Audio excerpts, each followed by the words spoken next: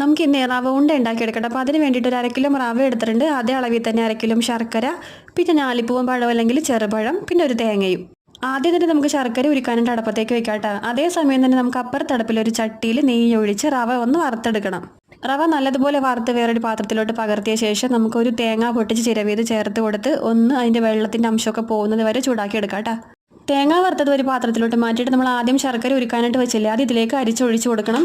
ഇനി ഇതിലേക്ക് ഒരു 4 ഞാലിപ്പൂവൻ മിക്സിയുടെ ജാറ് നല്ല പേസ്റ്റ് പരുവത്തിൽ അടിച്ചത് ചേർത്ത് കൊടുക്കാം. കൂട്ടത്തിൽ 1 ടേബിൾ സ്പൂൺ നെയ്യും കൂടി ചേർത്ത് നല്ലതുപോലെ വരട്ടിയെടുക്കാം. ഇനി ഇതിലേക്ക് തേങ്ങയും കൂടി ചേർത്ത് വിളയിപ്പിച്ചെടുത്ത ശേഷം തീ ഓഫാക്കിയിട്ട് നമ്മൾ ആദ്യം വറുത്ത് വെച്ചിരിക്കുന്ന റവ ചേർത്ത് കൊടുത്ത് എല്ലാം കൂടി നല്ലതുപോലെ മിക്സ് ചെയ്തെടുക്കാം.